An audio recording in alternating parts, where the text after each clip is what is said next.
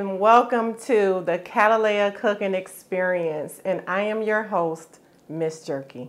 It is no secret that I love dining out and eating great quality food, but many of you may not know I also love to cook great quality food.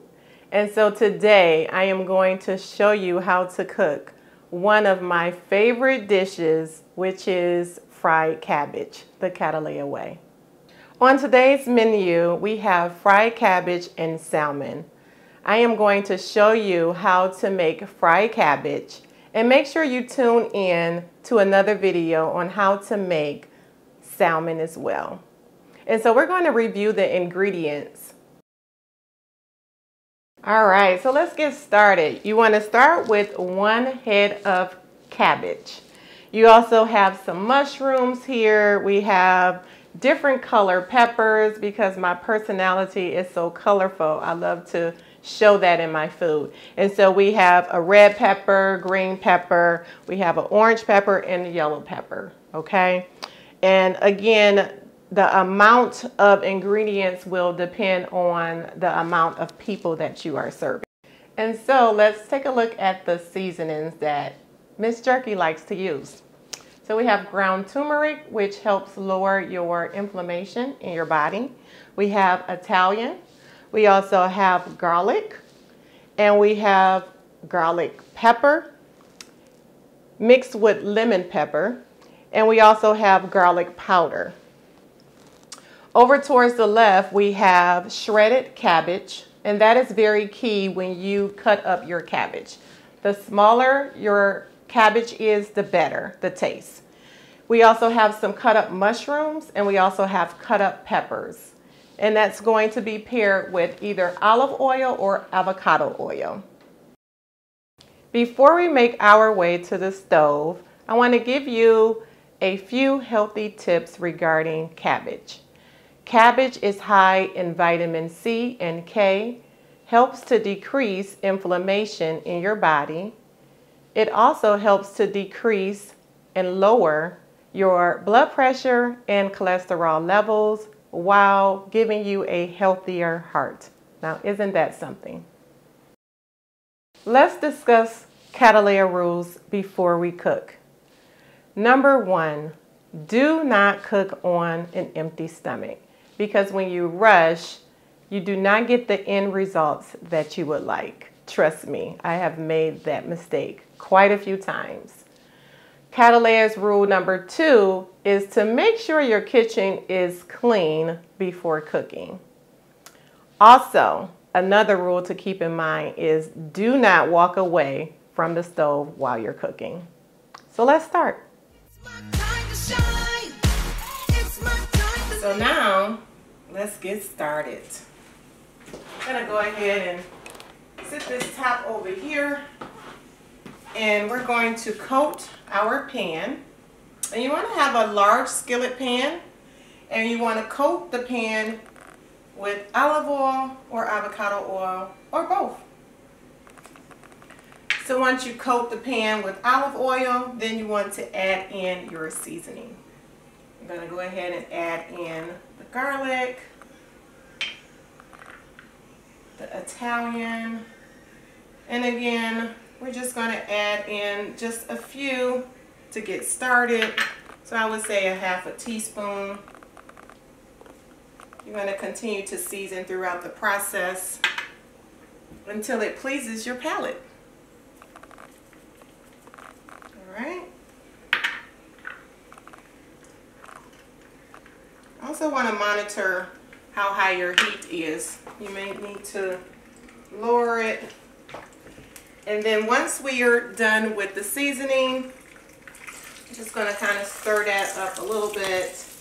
And then we're going to go ahead and quickly add in the vegetables. We're going to start with the peppers.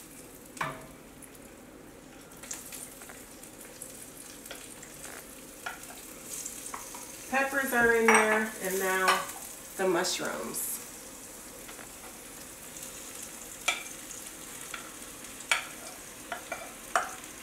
And we're going to let this saute before adding in the cabbage. just going to, again, let this lightly fry. See how colorful this is? Love a lot of veggies and a lot of pretty colors. We're just going to let this saute. We're going to stir it while it's sauteing. You may need to put in a little bit more oil.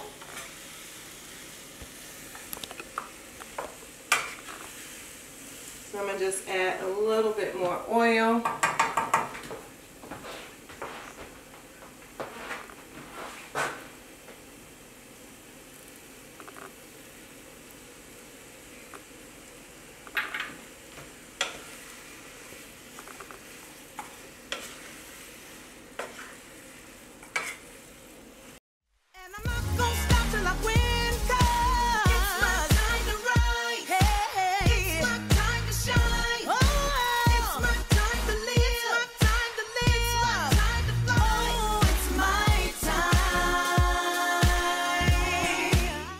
Alright, so once we let that cook down,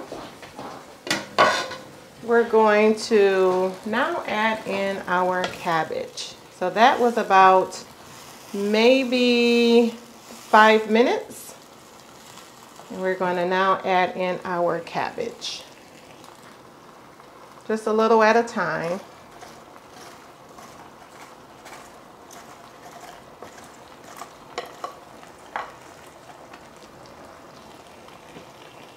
And then again, season. Add another half a teaspoon of seasoning.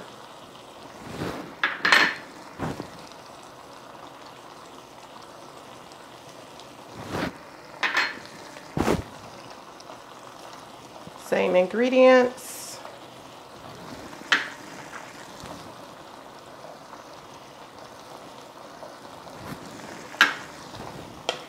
And then we're going to mix that all in so it's nicely blended.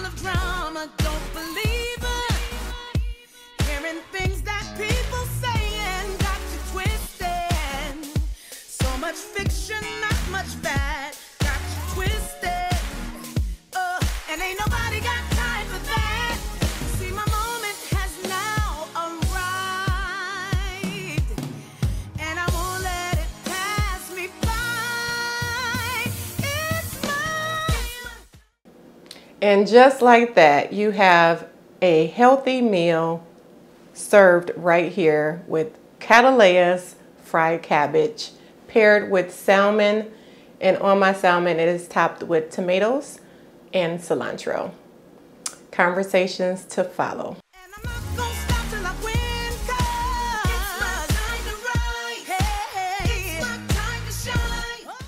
Welcome to Cattleya Chats. And this is the part of the show that I enjoy the most, and that is having meaningful conversations during and or after eating. And although we love to eat, we need to massage in our mental how selecting healthier food choices can have an impact on our mental health. And September is Suicide Awareness Month, so I thought it would be befitting to shed some light on this topic. And today I have with me one of my dearest friends, Counselor Lavita. So, Counselor Modest, tell us, what does healthy eating look like to you and how have it impacted your health? Wow. You know, I started a journey back in October of 2021 with wanting to eat a little healthier so that I can feel a little better. And so I started to, began seeing a nutritionist. And after that, I went on a diet that includes only eating fresh meats, fresh fruits and vegetables. And I have eliminated items that are corn, wheat, soy, and sugar. Yes. And I tell you, my life has changed just by eliminating those things. I have more energy. I sleep better. I'm able to concentrate more. I tell you, I'm a counselor, I'm a therapist, and I tell people these things that, what you eat, it really is, a matter of we are who we eat. Yes, I mean, what we I was eat, just right? about to say we that. are what we eat. And if we're putting trash in our bodies, garbage in, garbage out, right? And so I lost some pounds, and I'm not complaining about that. Dropped some dress sizes. So I tell you, my husband has noticed. All right. And so it's goes without saying, healthy eating will impact your life. Absolutely. So, Counselor Modest, can you expound on how nutrition can impact mental health? Absolutely. The things that we put into our bodies, not only food, but lotions and things like that, have chemicals in them, right? And our bodies are not designed to break down those chemicals. And so, especially like the white trash, what we call white trash, the sugar, the wheat, things like that, pasta, the carbs. Our bodies do not process them well. And so, it can cause a chemical imbalance in your brain, right? We have so many neurotransmitters in our brain, and all it takes is for one neurotransmitter not to fire properly. Wow. When that happens, you could slip into depression, right? When your body does not process the food the way it should, you have digestion issues. Digestion issues can cause constipation, diarrhea, which then triggers anxiety, right? Wow. And so it's very important, the fried foods, our bodies are not designed to break that down, to handle those things, to your liver, everything functions and flows through your liver, right? And if your liver is clogged up and not operating properly, your liver is going to impact every other area of your body. And so that's why it's important to eat those things that your body can process. Wow. To keep everything flowing properly. Yes, that definitely makes sense. Definitely makes sense. Yeah, for sure. And so over time, if you're constantly eating poorly, there's a buildup, toxins in your body, right? Those toxins will slow you down, will cause you to have lack of energy. And it's just a snowball effect. So what happens when mental health symptoms goes untreated? Yeah, that's a good question. I'm so glad that you asked that. A lot of times people do not recognize that they are experiencing mental health illness symptoms. And so they know something's going on, but they're not quite sure what it is. And so they begin to isolate themselves because they know something's going on, but they don't want other people to know what's going on. And so a lot of times pride and the stigma with mental health counseling will keep someone from seeking and getting the help that they need. And then what happens then, the untreated mental health symptoms turn into disorders, mental health disorders. You have the generalized anxiety disorders or the depression disorders. And once someone, slips into those areas, it's hard to get out, right? And then, we talked about Suicide Awareness and Prevention Month. So I think that now would be a great time to talk about, what we can do to bring forth that awareness and to eliminate the stigma associated with seeking mental health treatments. Wow. So in your profession, especially during a pandemic, have you seen an outburst? Oh my goodness. And how did you go about that? Yes. It's unfortunate that the pandemic caused so many people to slip into depression, to live their life in fear, to have anxiety. People were afraid to go outside of their homes. But the good thing about it is my office, I didn't have a shortage of clients. Wow. Because, and I say the good thing, because people were no longer afraid to get the help that they needed, right? And so, people were able to come, get the help that they need, learn the coping strategies, coping techniques to be able to deal with their depression and their anxiety and their fear for living their lives every day. Awesome. Yes. Awesome. Yes. So how would someone go about seeking services? Yeah, for sure. Let me just kind of talk to you a little bit about suicide awareness, right? And then we can kind of lead up to the services that are available and how they can reach out for help. The first thing we want to bring forth awareness is, what are the risk factors when dealing with suicide? Right. Some of the risk factors include some of the very things that we've just talked about: depression, right? Depression or other mental health illnesses such as bipolar disorder, schizophrenia. If someone's dealing with these things, if there's a history of suicide in someone's family, those are absolutely risk factors.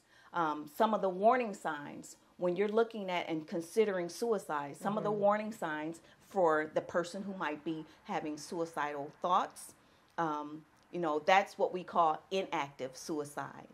If they're in active suicide, they actually have a plan. Wow. Right? They actually have a plan. They're resolute.